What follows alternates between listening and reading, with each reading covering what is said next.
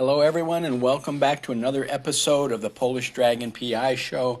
I am your host, Steve Zimkowski, the author of the Polish Dragon PI book series, where I share with you old radio shows from the 1930s, 40s, and 50s pertaining to the private detective genre and occasionally espionage or insurance investigator. If you are interested in any of the Polish Dragon PI books, they are available at www.polishdragon.com, where you can order them and follow the exploits of Tom Sipowicz, a.k.a. the Polish Dragon, and his partner Susie Mandrake as they solve cases in Northeast Ohio. This week's episode is A Man Called X, and this features in New York. So here we go.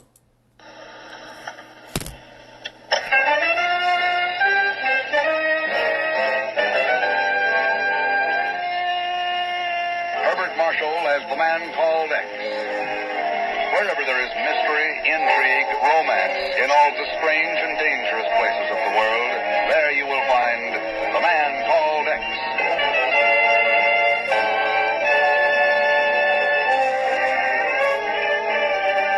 Ken Thurston first saw the girl in the lobby of a New York building in which the offices of the Bureau were located. She was pleading with the elevator stalker, pleading in a dazed, frightened manner. I must speak with him. It is about Maggiore, you understand? Per favore, please. I must speak with him. I must.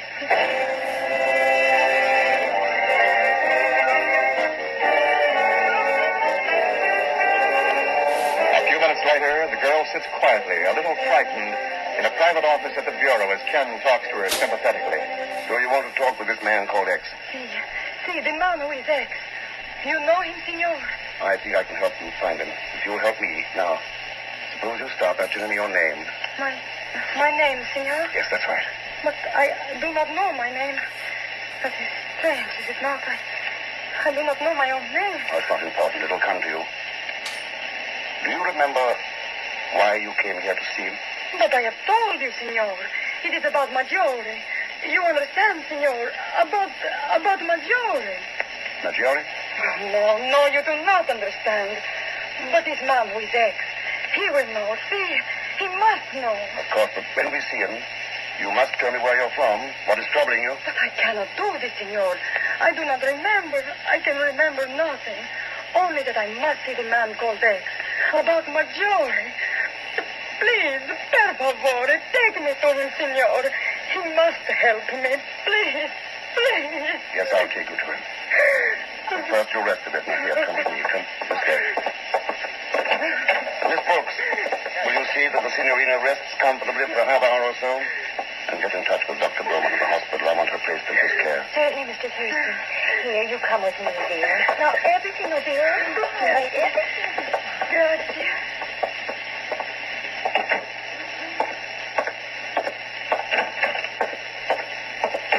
Did you get it on the dictograph, Chief?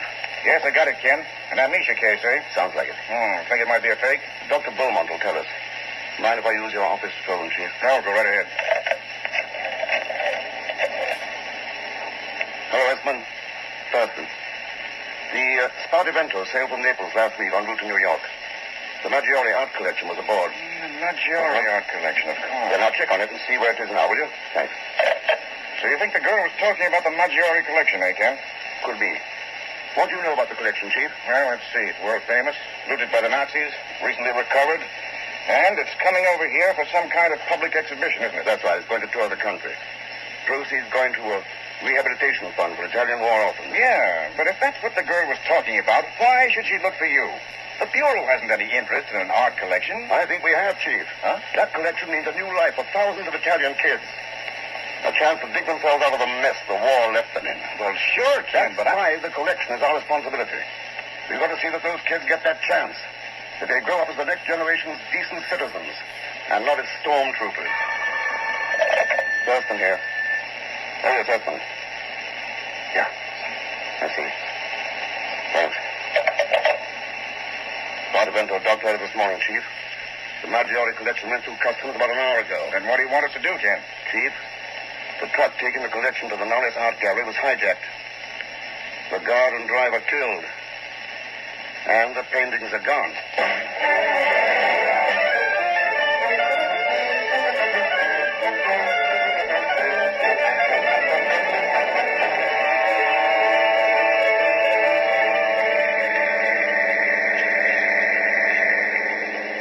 Where are we going anyways, Mr. Thurston? Well, I'm not sure you want to go, Pagon, but the chief thought you might do a little job for the Bureau. Mr. X, that's out. Definitely, positively out. I don't want no jobs with the Bureau. That's what I thought. Well, can I drop you anywhere before I get to the Norris Art Gallery? The Norris Art Gallery? Well, that's where the Maggiore collection is. That's where it was going to be before it was stolen. Stolen? But that thing's worth $10 million. Yeah. I'll drop you at this corner, Pagan. 10 million simoleons. Should be a pretty good reward for getting that stuff back, eh? Oh, the insurance company will pay off pretty well, sure. But as long as you're not interested. Why should we be so hasty, Mr. X? Naturally, I don't want a job, but I'll be glad to help you out, yeah. Just for old lang time, you understand. And $20 a day in expenses, of course.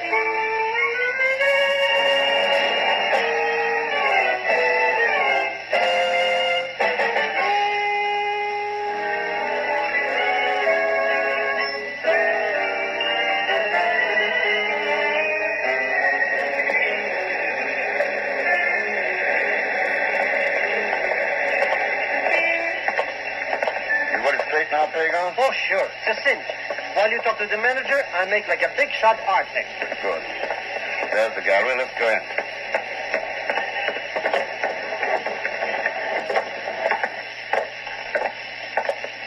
There's the office, Mr. Thurston. It says Muriel Bowen, manager. Yeah. Okay, Pagan. I'll see you back at the car. You understand, Miss Bowen, that I consider the loss of the Maggiore collection to be the result of unforgivable negligence on your part. I'm not particularly interested in your thoughts on the subject, Mr. Cameron. Well, as manager of this gallery, you should be. The dividing line between unforgivable and criminal negligence may be a very narrow one. Good day, Miss Bowen. On, please. Certainly, yes, sir. May I come in, Miss Bowen? Why not? You're practically in now. Thanks. Did you enjoy your little eavesdrop? Sorry, I didn't mean to move in on a private conversation. That was J.B. Cameron, wasn't it? One of the sponsors of the Maggiore collection? I'm sure that Mr. Cameron and I don't know nearly as much about you. Oh, my name's Ken Thurston. I'm interested in the collection, too. How nice. An official interest? Let's put it this way. There's a good deal of money tied up in it that will be lost if it's not recovered. Only an insurance man would be interested in the money involved. I gather that Cameron seemed to think that you might be. What else have you gathered, Mr. Thurston? Only that you're the manager of the gallery and that your name is Muriel Bowen. I'm 28, single, and I've been here ever since I left art school 6 years ago. And I know absolutely nothing about the robbery. Does that help you? It might, if I could rely on that information. You will have to decide that for yourself, Mr. Thurston. Miss Scusa, senor. That is a problem with which perhaps I may assist you. Oh? I am Luca Rosselli, senor, representing the Italian organization which sent the Maggiore collection over here. Well, I'm glad to know you, Rosselli. Your Rosselli is also a carbon copy of J.B. Cameron in a way, Mr. Thurston. Go ahead, Lucas. Tell the man how dishonest I am. Oh, I do not say that, senorita. I accuse no one of anything. I know only that it is of vital import that those paintings be recovered. You sound like an art lover. Art? I know nothing about. I'm here to collect revenue for displaying those paintings. Money that is needed badly in Italy for the war orphans. Well, at least someone here realizes that those children will suffer the real loss. You're a very unusual insurance man, Mr. Thurston, placing the interests of Italian orphans above that of your company. This is a very unusual case, Miss Bowen. Yes, I know. You see, the real insurance man was here 15 minutes ago. That makes your interest in this matter most unusual.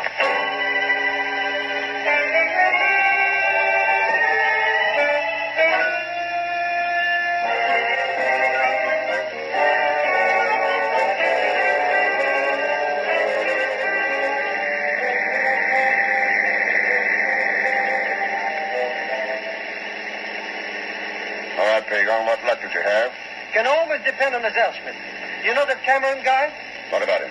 He thinks I'm a big shot art collector. You know, he's a collector himself. Specializes in Da Vinci painting. What's so important about that? Well, maybe I can pick up a bit of change. After all, I've got a friend who paints Da Vinci's even better than Da Vinci. I think you can make a better deal with Cameron. I can? How? Find the Maggiore collection for him. That's got 2 genuine Da Vinci's in it.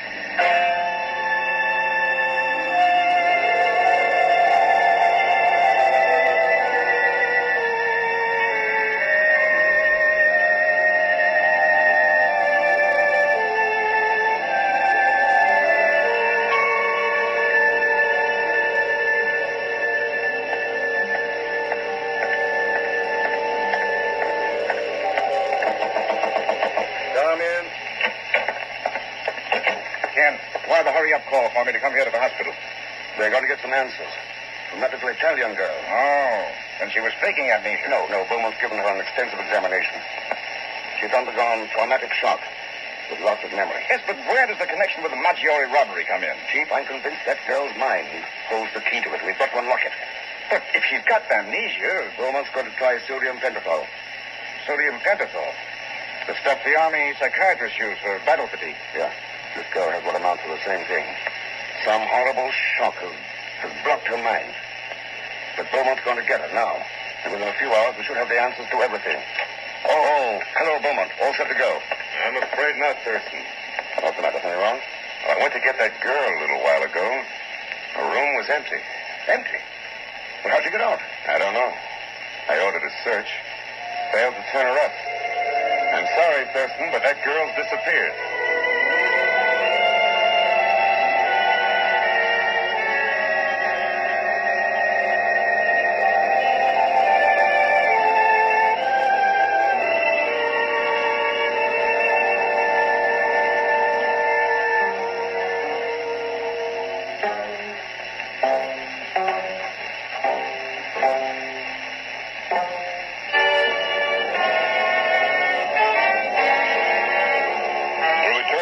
Marshall, The Man Called X, in just a moment. 48, we present Part 2 of The Man Called X. The Maggiore art collection has been stolen. Thousands of Italian war orphans will be without rehabilitation unless it's recovered. And the girl who didn't remember, whose mind holds the key to the mystery, has disappeared. Now, an hour later at the Bureau office, Ken is talking to one of the Bureau's agents over the phone. Yeah, keep the Norris Gallery covered, Edmund. I want to report on everything that Muriel Bowen and Luca Rosselli do. Right. Call me back when you have anything. Oh, hello, Chief. Anything new? Not a thing, Ken. The girl seems to have dropped off the face of the earth. You've got to find her, Chief, before it's too late. Ken, are you sure we're not kicking up a big cloud of dust over nothing? Those paintings are bound to show up when they're offered for sale. They'll never be sold in the open market. There are collectors who will buy them purely for personal satisfaction. Yes? Oh. For you, Ken. Thanks. Hello.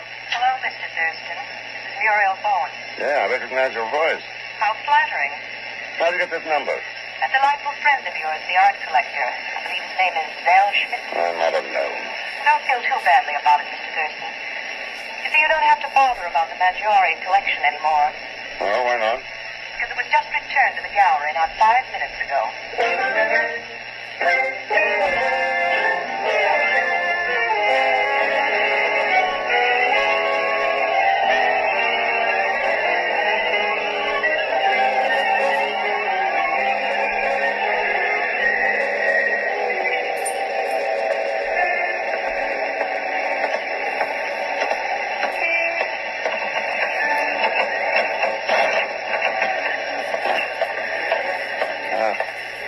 Trying to get into the gallery, Mr. Thurston. Nobody's home. What are you doing here, Fagan? Oh, I just came back to get Mr. Cameron's address. I got a painting to sell him. A brand new Da Vinci. Strictly a part of my job for the Bureau, you understand. Yeah, well, forget about it. Your job's over. Huh? The Maggiore paintings have been returned. They're in the gallery now.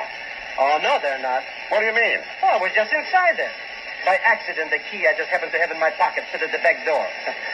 And I know a Bellini or Da Vinci when I see one, and I didn't see one. Let's get to that rear door. Sure. It's right down in the back of this driveway. There it is, Mr. Thurston. Right where that big truck is parked. Yeah, let's take a look at that truck. So it's a truck, so what? A closed panel job. With a few bullet holes in it. Bullet holes? Mr. X. Yeah. This is the truck that was hijacked. Hey, then maybe the paintings are still in there. Well, Mr. X, Are they? No, it's something else is. Huh? What? A bureau agent named Esmond with a bullet in his head.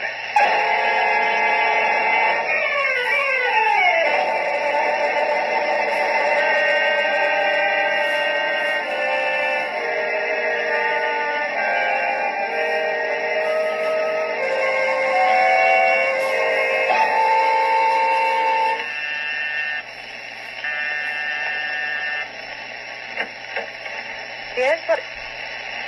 Well, Mr. Thurston. May I come in, Muriel? Why, of course, Mr. Thurston. I'm honored. Thanks. I suppose you stopped by about that telephone call. An explanation might help. It was merely a stupid mistake. One of the attendants told me the truck had been returned.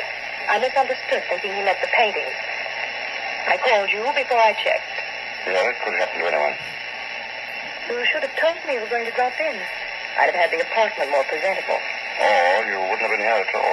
Why, Mr. Thurston, how can you say such things? Those suitcases and half-packed clothes said them first. Ah, the evil finger of suspicion. It moves, it writes, and still spells my name. Why not try erasing it? Never erase a line once drawn seeking perfection. The line may be improved, but the soul of art destroyed. My art teacher taught me that once. Art school, the Matisse and Picasso on your wall. Painting means a lot to you, doesn't it, Miriam? You've uncovered my scarlet secret, Mr. Thurston. Yes, it means almost everything. My job at the Norris Gallery. I wonder if you can understand how I feel about it. As though it were a sort of trust. I can understand that. And can you understand how I felt when the Maggiore collection was stolen? A collection I was responsible for. You can't run away from responsibility, Muriel. There's no law that says a person is a criminal because he can't face his own conscience. No. But there is a law against kidnapping. Kidnapping? That nurse's uniform on the Devonport. Too bad you didn't get it back before I came in. Where's the girl, Muriel? In the bedroom? Yes, Ken. Yes, she is.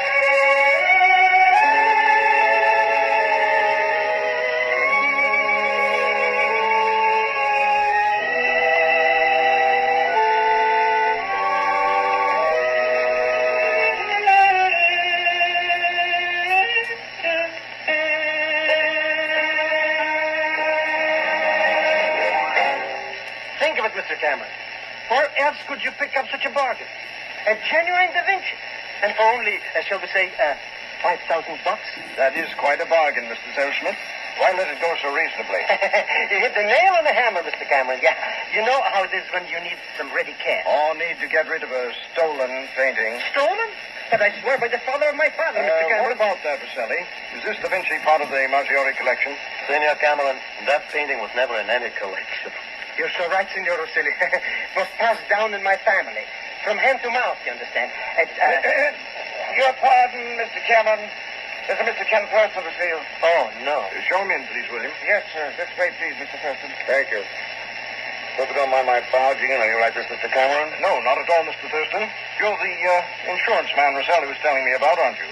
I'd like to talk to you about the collection. Oh, yes, of course. Roselli dropped in for the same reason. Frankly, we got nowhere, and we're just amusing ourselves listening to a sales talk about this Da Vinci copy. Copy? Any fool would know that, Zellschmidt. Well, look at the necklace on the portrait. The links in several places are not even joined. Now, do you think that Da Vinci would ever make a mistake like that? But the copy is bound to look pretty shabby compared to the paintings you have here, Cameron. Yes. They are pretty fine, aren't they? Yes, that Clarence Hiles, for instance. One of the best I've ever seen.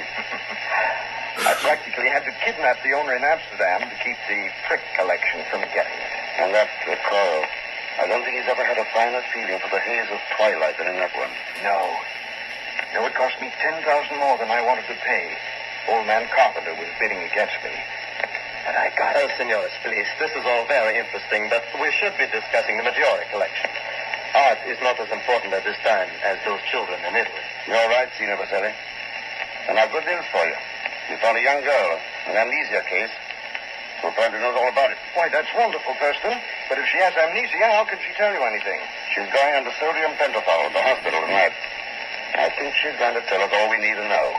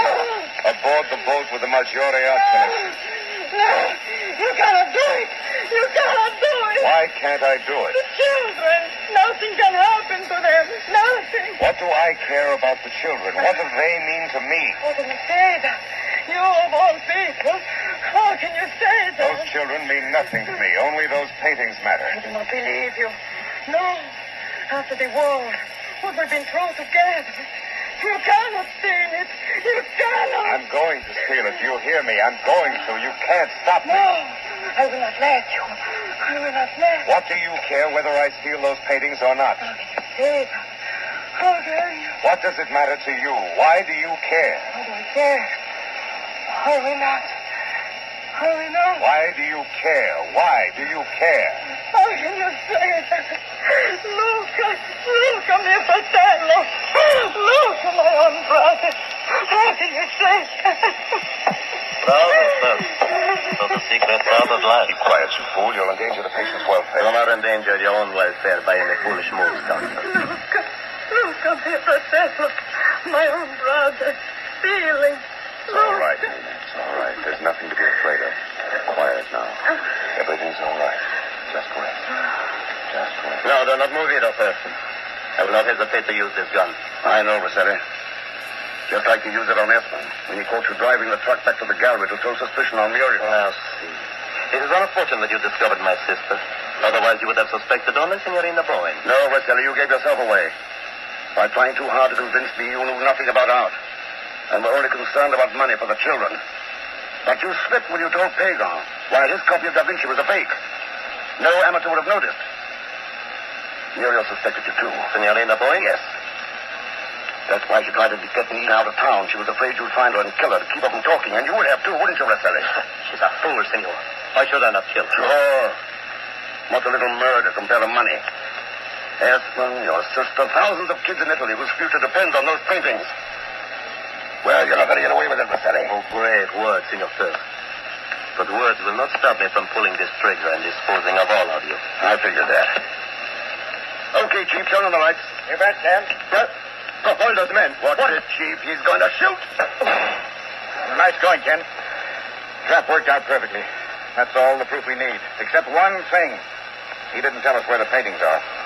I think we'll find them at Cameron's, Chief. Cameron? Yeah. In some secret gallery where you can sit and gloat over them. They didn't represent art to him any more than they did to Rosselli. To one, possession. The other, money. That's all over, eh, Ken? No, Chief, it's just beginning. For some thousands of kids in Italy. You know, those kids are like a blank canvas. And we're the painters. What we put into that canvas will determine its future. Maybe a masterpiece whose effect will be felt for generations. Maybe a worthless smear that'll wind up in the junk pile of the world. I wonder which it's going to be.